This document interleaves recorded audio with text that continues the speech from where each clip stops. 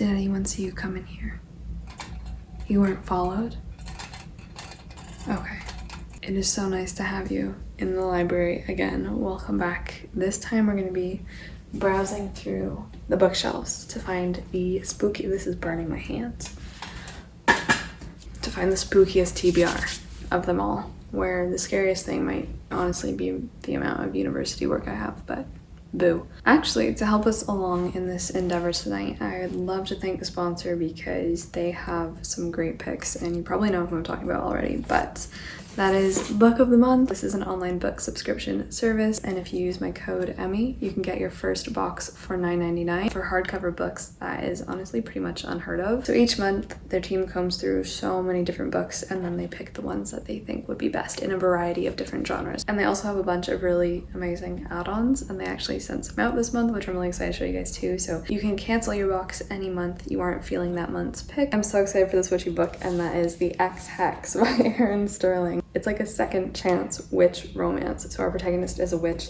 and she puts a curse on the boy who broke her heart. Next up, I'm very happy to add my first Colson Whitehead to my shelves with Harlem Shuffle. We follow Ray Carney, who is a salesman. He descends from a line of uptown crooks. It involves a hotel heist. So love that. I love books set in hotels or about hotels. Like, I'm obsessed with hotels. This next book is gorgeous. This is The Perishing by Natasha Dion. This sounds absolutely phenomenal. It says a black immortal in 1930s Los Angeles seeks to recover the memory of her past as she meets a man, and she is shocked to realize that though she has no memory of meeting him, she's been drawing his face for years. If you would like a thriller for Halloween, they also have you covered with Everything We Didn't Say by Nicole Bart. This is about Juniper Baker, who was 19 when her neighbors were brutally murdered right outside their barn. Finally, we have The Lincoln Highway by Amor Towles. This is about a young man who is released from a juvenile detention center, but then he goes on this huge adventure all over the US. Then for their add-ons, we have a couple of examples. We have The Book of Magic by Alice Hoffman, which is a wonderful pick for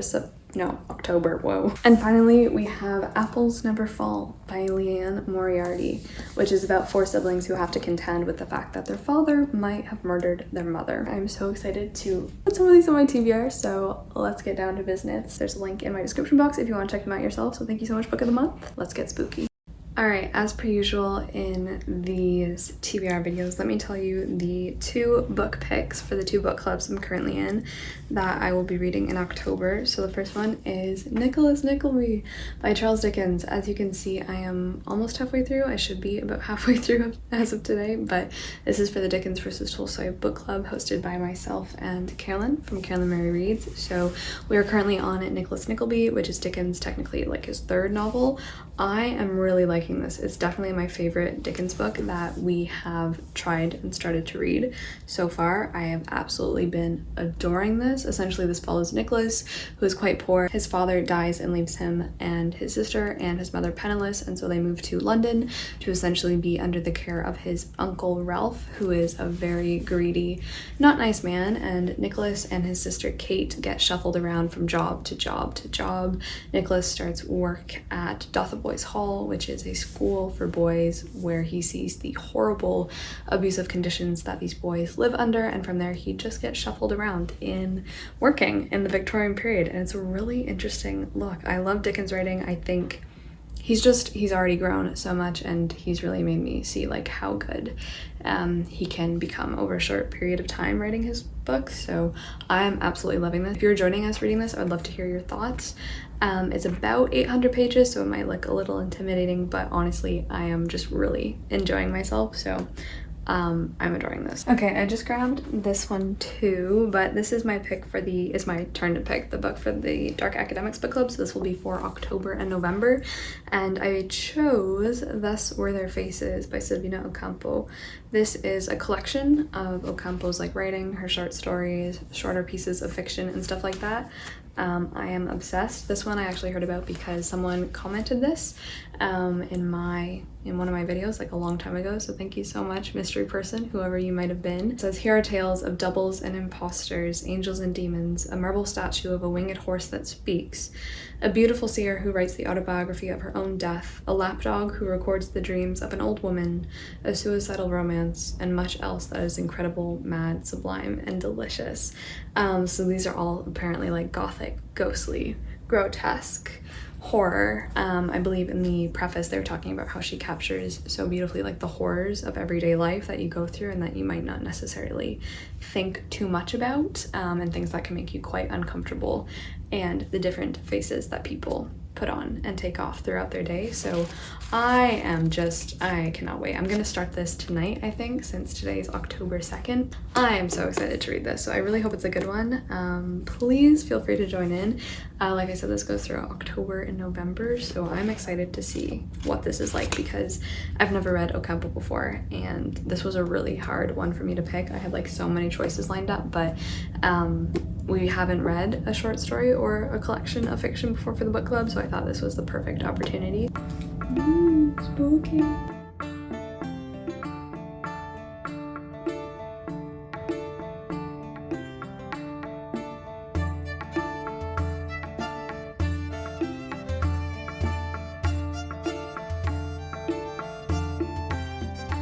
The book that I am in the middle of, but sadly I had to put down because my audiobook hold expired, is Nevernight by J. Kristoff. I got this book, I think my grandma gave this to me 2 Christmases ago, so thank you, Grandma, so much. I'm finally picking it up, but as you can see, I got about halfway through, a little less than halfway, and I was really enjoying it. I was just listening to it very slowly, so my library was like, your time is up, we're gonna take it back. So I immediately just put another hold on it, so hopefully we'll get it back before the month runs out. But I got 220 pages through and I was absolutely loving this. Little did I know it was also perfect for spooky season because this is about Mia. It's set in a world that's really inspired by ancient Rome as well as just Italy in general, but she is training at a school of assassins called the Red Church because she wants to get revenge on those in power that killed her whole entire family for some political things that went on when she was like 11 years old. So it's about her going to the school of assassins. I'm loving it. This book has so many footnotes and I love footnotes. I just love footnotes. I've only read J. Kristoff's and Amy Kaufman's like young adult writing, so it's really nice to see him in an adult book for a change. So I am absolutely loving this. I know everyone has spoken so highly of this for so long, but I just never picked it up. I didn't think I was ready to, but I was just enjoying it like immensely. So I really do hope I get the audiobook back, or I might just pick it up myself, but I was really loving listening to this, so that is another one that for sure is on the October TBR.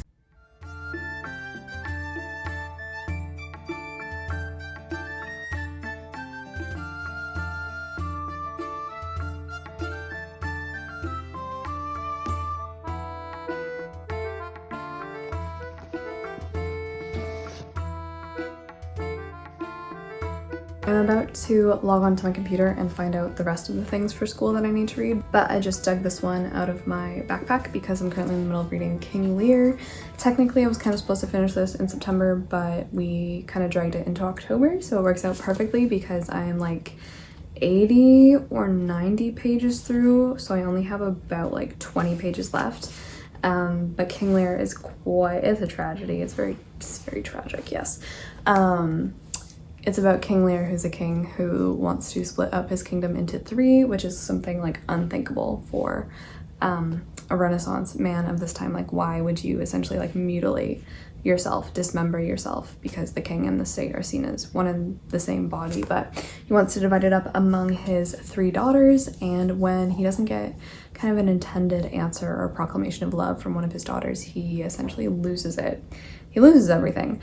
I'm more like talking about in class than actually reading it, and of course I would rather like watch King Lear or watch Shakespeare in general, but it's definitely a very haunting play. It's been filled with so many gorgeous lines. It's a lot about truth and nothingness and absence and like the abyss of death that hangs over us all, as well as family and politics and determinism versus free will and stuff like that. So it's okay. I don't think I'm going to choose to write anything on King Lear if I can avoid it, but regardless, I do have to read it, and I am almost done reading it, so that's a good thing. My organizational skills have really gone downhill since school started because I've just been so tired. You can probably tell. So we're gonna need to log on and see what I actually have to read.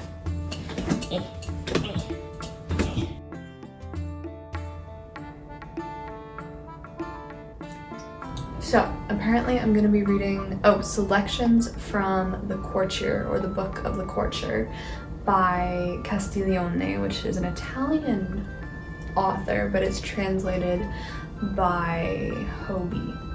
And then I also have to read Henry Howard's poems, a bunch of those. Oh. Sorry, there's a lot. Then I need to read a speech by Queen Elizabeth, and then I start The Fairy Queen right in the last week of October. Pray. Are you praying? Pray. Okay, and then for my other class, I get to read King Lear, and then John Donne, a bunch of poems by John Donne, as well as a few poems by Herbert, and then again, the last week of October, we start the huge work, Paradise Lost. So we start a bunch of big books right in the last week of October. Ooh. Why?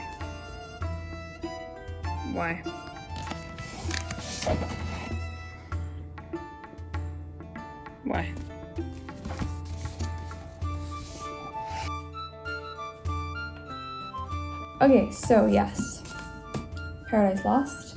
I don't actually have like physically the other ones to show you. They're in the big huge anthologies, but I'm gonna create like the master stack of books for October. So Paradise Lost is definitely one, and then The Fairy Queen, unfortunately, is also gonna go on the stack. I'm actually really excited to read The Fairy Queen. Do I want to have it plague my favorite reading month? No. But we're not reading the whole thing. And I do know that, so that's okay. But this one is going to be quite taxing. This is by Edmund Spenser. It's just wild. And then Paradise Lost by John Milton is, of course, about humanity's fall from grace and goodness and their expulsion from the Garden of Eden and the Bible. This is the Bible.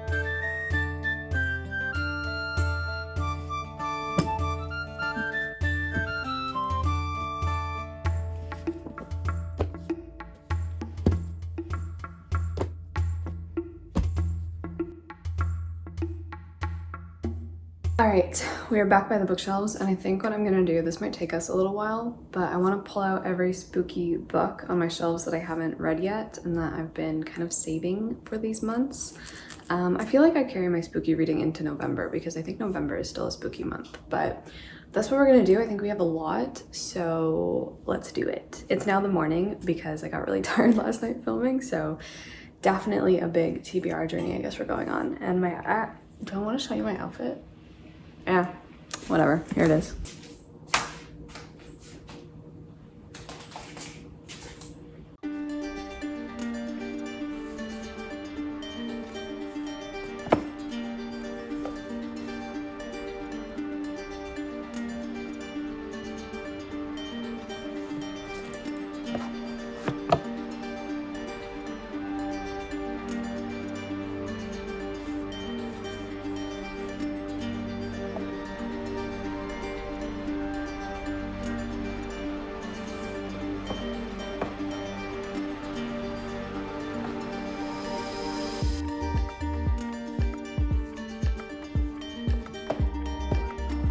Okay, I just took so many books out of my shelves that it's ridiculous. I have a lot of spooky books, so I think I'm going to show you the ones that like I am certain I'm going to read, that I want to read so badly, because I have a few that I know, and then it's going to be really hard to decide which ones are going to fit on this TBR because I think this TBR is like already packed.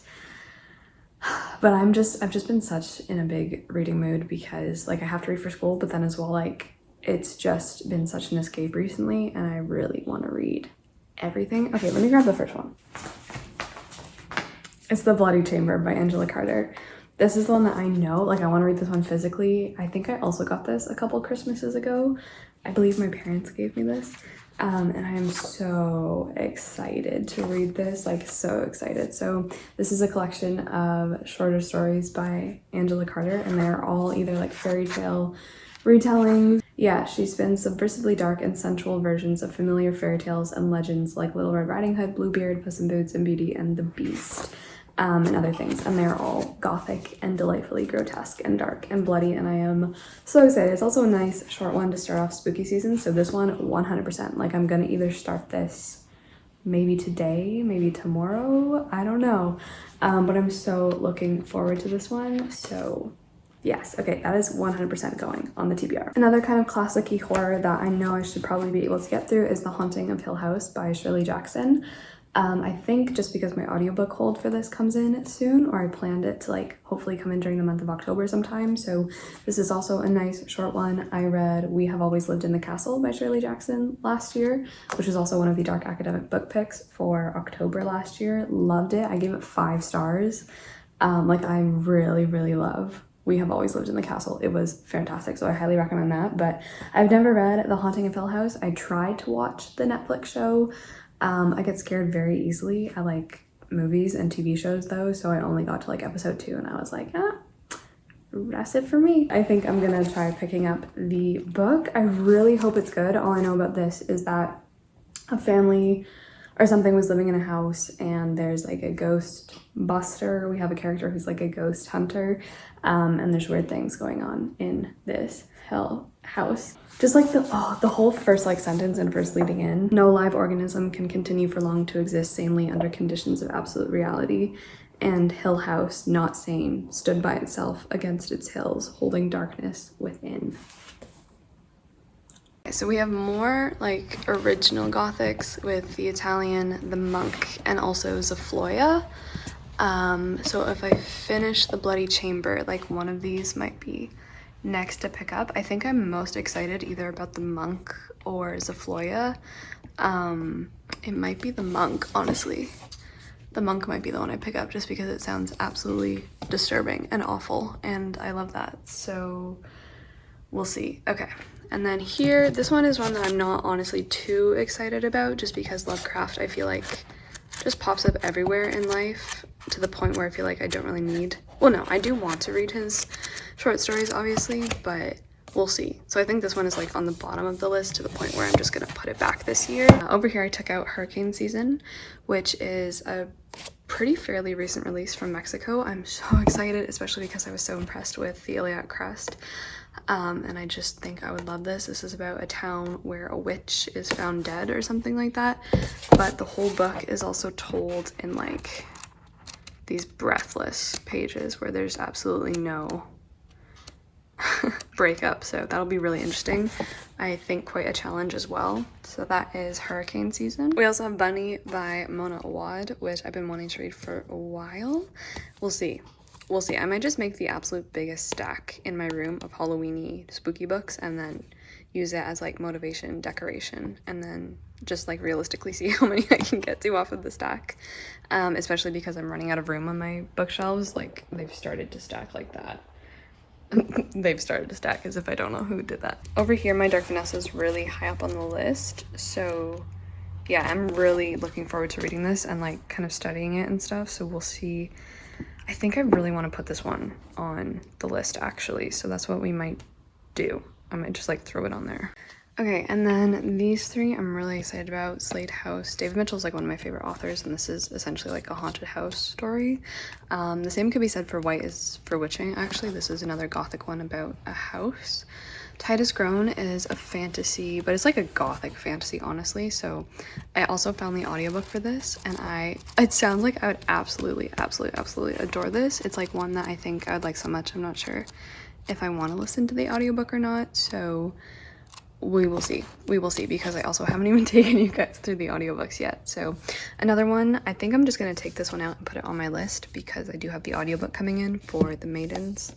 This is a dark academia murder mystery, so I think, yeah, this one's gonna go on the pile. Okay, so I brought, this is like one stack, and then I have another stack here. I honestly don't know like how this is gonna work out for me. We'll see. Anyway, I also have some audiobooks in, which has been the main way, you know, that I've been consuming books for a while. And the one I'm currently listening to, I haven't decided if I'm gonna DNF this or keep going, just because it's not like, it's not doing it for me.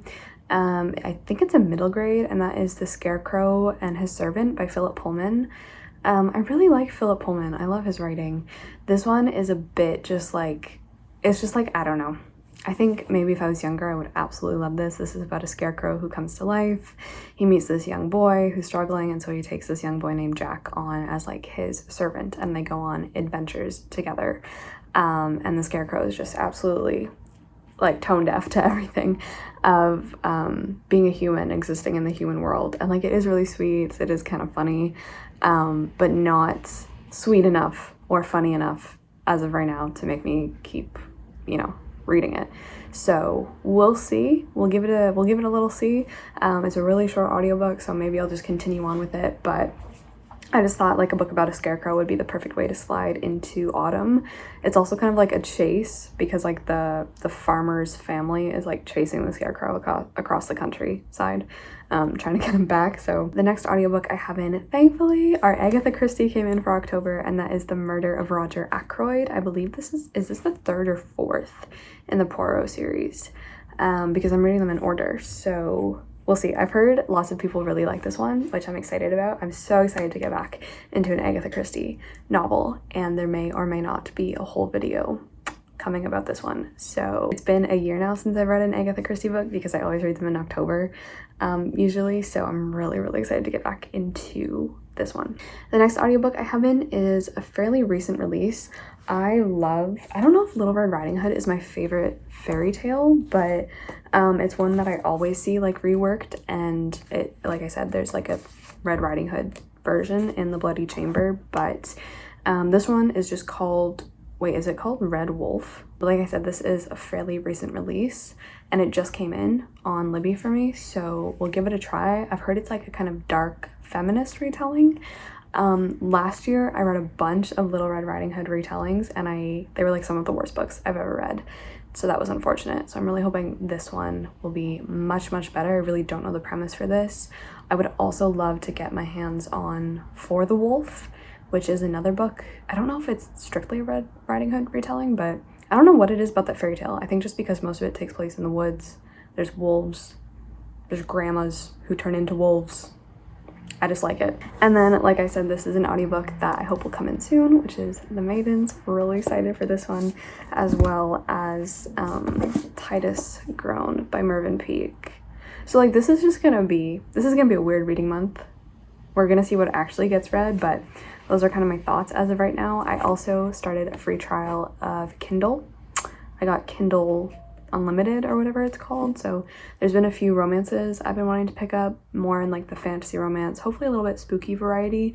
There's one called Hooked. I don't know who this is by actually, but it's like a retelling of, it's more just like about Hook, Captain Hook. I don't really know. We're gonna give it a shot. We're gonna see. Other than that, maybe I'll do like a whole vlog on some Kindle romances or something. But okay, let's organize this mess. Okay, so here are the piles plus the audiobooks. So I don't know where I want to stick these. Like this one I need to read today, so we're gonna keep that out. And then these ones, like I said, are for the end of the month.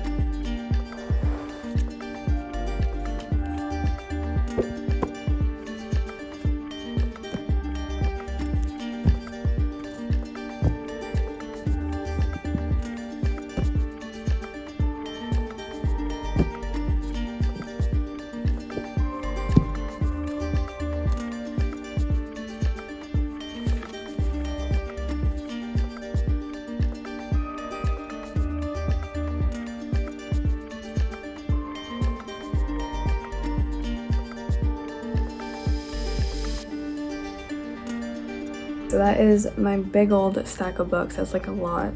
But throughout the month of October, I'm planning to do a lot of reading vlogs because I've been missing it. We'll see what we can do. So I'm better get a crack on with this pile. I think today my focus is going to be King Lear, and then as soon as I finish King Lear, I'm going to start the Bloody Chamber. So we're going to finish this today, and then we'll get a crack on with the rest of the TBR. So definitely put your spooky TBR, or not spooky, like just whatever you're reading, in October down below, and I hope you guys have a really great month. I cannot wait to spend it on here, chatting to you all, and just having a good old time.